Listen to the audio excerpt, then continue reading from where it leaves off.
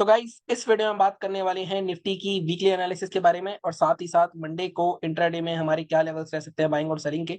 जैसा कि हम हर वीक करते हैं, हर वीक मैं आपको पता है कि निफ्टी का और बैंक निफ्टी का एक वीडियो बनाता हूं जहां पे हम डिटेल में वीकली डेली चार्ट के बेस पे लेवल्स निकालते हैं, जहां पे हम पोजीशन बना सकते हैं। जैसा कि मैंने आपको लास्ट वीक बताया था कि मेरा टारगेट 24,950 तक का है और जैसे ही मार्केट में 24,550 या 580 का लेवल ब्रेक होगा तो मैं वहां पे स्टार्ट करने वाला हूं अपनी स्विंग ट्रेडिंग। मैं नॉर्मली इंट्राडे ट्रेडिंग ही करता हूं, लेकिन इस वीक से मैंने स्टार्ट करा है निफ्टी में स्विंग पोजीशन बनाना, बैंक निफ्टी में स्विंग पोजीशन बनाना। बैंक निफ्टी का हमारा लेवल अभी भी एक्टिवेट नहीं हुआ है और वहां पे मैंने पोजीशन नहीं बनाई है, उसके बारे में हम कल बात करेंगे। निफ्टी में हमारा लेवल अगर आप देखोगे, पहले लास्ट वीक की बात कर लेते हैं। लास्ट वीक में क्या हमारी एनालिसिस थी और कैसे हम अभी तक उसमें से 4 लॉट में पोजीशन बनाए थे, 2 लॉट अभी भी होल्ड कर रहा हूँ। इसमें से अभी आप देखो 2 लॉट का प्रॉफिट मैं यहाँ पे रियलाइज पैनल बुक कर चुका हूँ। 10,000 का इन्वेस्टमेंट था सिर्फ। अगर आप देखो 100 क्वांटिटी मैंने 103 रुपए पे ली थी और 10,300 का इन्वेस्टमेंट था, उसमें हमने 1700 1800 रुपए बुक कर लिए हैं। 16-1700 यहाँ दिख रहा है, मतलब ये अनरियलाइज प्रॉफिट अभी चल रहा है। मेरी उम्मीद है कि मंडे को फिर से एक गैप अप होगा और हमें अच्छा खासा इसमें प्रॉफिट मिलेगा। इसको मैं होल्ड करूंगा। 29 तारीख की मैंने ले ली थी एक्सपायरी, 29 अगस्त तक की, तो यहाँ पे आई थिंक हमें अच्छा खासा प्रॉफिट अभी भी मिल सकता है। ठीक है, यही फर्क होता है एक्सपीरियंस में। मैंने एक्सपीरियंस यूज करके अपना मंथली एक्सपायरी यूज करी और अगले वीक की एक्सपायरी यूज नहीं करी, क्योंकि मैंने पहले जब बीच बीच में, जैसे मैं अभी नॉर्मली हर वीक नहीं बनाता था, बीच बीच में बनाता था, तो मैं उसी एक्सपायरी के लिए लेता था और वहां पे नुकसान होता था। ठीक है, लेकिन इस बार फायदा हुआ है। अब यहाँ पे सबसे पहले हम बात करते हैं कि लास्ट वीक हमने बात क्या करी थी। इसके बाद हम इस वीक के लेवल भी देख लेंगे निफ्टी के और इंट्राडे के लेवल्स भी देख लेंगे जो मंडे को यूज होंगे हमारे। तो सबसे पहले बात करते हैं लेवल्स। में हटाना तो नहीं चाहता हूँ कि यही लेवल्स हमारे काम आने वाले हैं, क्योंकि मार्केट फिर से एक ब्रेकआउट की तैयारी कर रहा है।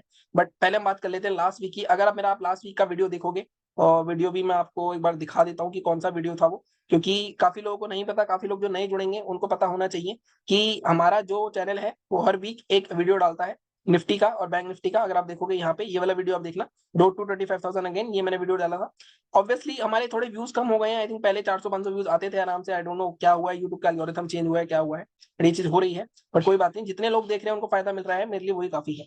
ठीक है, अब हम यहाँ पे देखोगे तो हमने क्या बात करी थी लास्ट वीक का हमारा एनालिसिस सिंपल सा था।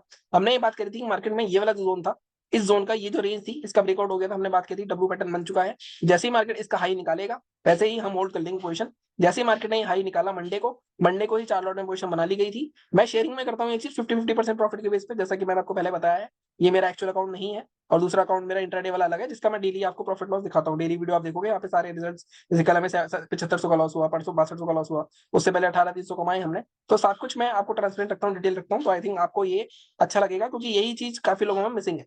ठीक है, अब 5 दिन लगातार हम होल्ड करते आ रहे हैं इस जोन पे। जब फर्स्ट गैप फिल हुआ था यहाँ पे 850 के आसपास का, यहाँ जब गैप फिल हुआ तब हमने यहाँ पे, जब गैप अप से ये गैप निकला, तब हमें पता था रेसिस्टेंस है, तो हमने यहाँ 2 लॉट बुक कर लिए थे। हमारा टारगेट, लेकिन एक्चुअल मैंने आपको बताया था, टारगेट हमारा जो है 24,950 तक का है। अगली अगस्त तक यहाँ तक जाना चाहिए और मुझे ऐसा लग रहा है कि उसकी तैयारी हो रही है।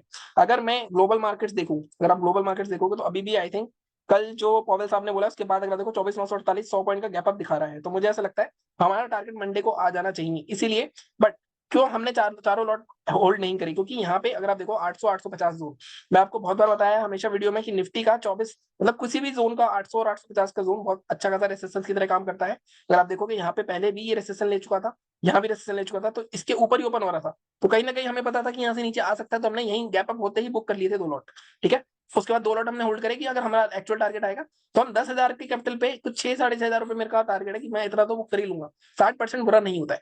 ठीक है, ये हो गई हमारी पोजीशन की बात, रिव्यू की बात लास्ट वीक की, ये सब हो चुका है। अब बात करते हैं कि अगले वीक क्या हो सकता है, क्योंकि अब होता क्या है, नॉर्मली जब मूव आ जाता है उसके बाद लोगों को अकल आती है और लोग उस टाइम घुसते हैं, तो उस टाइम हमें नहीं घुसना है। अब हमारी अगली पोजीशन कब बनेगी उसके बारे में बात करते हैं। सबसे पहले वीकली चार्ट पे चलते हैं। अगर मैं वीकली चार्ट पे जाता हूँ तो वीकली चार्ट पे अगर हम देखें तो वीकली चार्ट पे अगेन मार्केट में लास्ट वीक भी मैंने बात करी थी कि मार्केट में यहाँ पे अच्छा खासा सपोर्ट ले लिया है मार्केट ने और हैमर टाइप की कैंडल बनी है, हाई ब्रेक होती पोजीशन बनेगी, गैप फिलिंग यहाँ पर। वीकली चार्ट पे तो गैप फिल हो चुका है एक तरह से, आपको दिख रहा है, लेकिन वो हमें 15 मिनट या डेली चार्ट पे देखना होता है, क्योंकि अभी भी गैप पेंडिंग है वहां पे। ठीक है, अब यहाँ पे बात करें तो मार्केट अगर आप देखोगे इंपॉर्टेंट रेसिस्टेंस पे भी खड़ा हुआ है अपने। अगर मैं देखूं, आप ये वाली कैंडल देखो, ये वाली कैंडल देखो, ये कैंडल देखो, ये कैंडल देखो, इन तीनों के हाई नोटिस करो आप। अगर मैं यहाँ पे आपको दिखाऊं, इसका हाई देखोगे आप तो 24,854, इसका हाई देखोगे 24,861, यही रीजन था मैंने वहां पे प्रॉफिट बुक कर लिया था। इसका हाई देखोगे तो 24,867। लेकिन अच्छी बात क्या है वो डेली चार्ट पे दिखाऊंगा मैं आपको। तो अगेन अगर 24,850 दोबारा निकालता है, देखो अब दिक्कत ये है कि अब यहाँ पे फ्रेश पोजीशन मत नहीं बना सकते आप। अगर आप यहाँ फ्रेश पोजीशन बनाओगे तो 25,000 का लेवल है आगे, तो 100-150 पॉइंट ही मिलेंगे। तो 100-150 पॉइंट के लिए यहाँ पे हमें नहीं खेलना है। तो इसलिए जब मैंने लास्ट वीक बताया था आपको, तभी आपको पोजीशन बनानी चाहिए थी। तो आई थिंक अच्छा खासा मूव मिल चुका था हमें। अब यहाँ पे बात करें अगर, तो अगली पोजीशन कब बनेगी? देखो अगली पोजीशन जब बनेगी जब मार्केट अब डेली चार्ट पे 25,070, ये जो ऑल टाइम हाई है 25,050 मान लो, 25,050 के ऊपर जब डेली चार्ट पे क्लोज करेगा, जब और उसका हाई टूटेगा या 2-3 घंटे वहां सस्टेन करता है, और तब वहां पे हम पोजीशन बना सकते हैं। उसके बाद हमारा टारगेट अगला ओपन होगा 25,300 के आसपास का, 300-350 के आसपास का।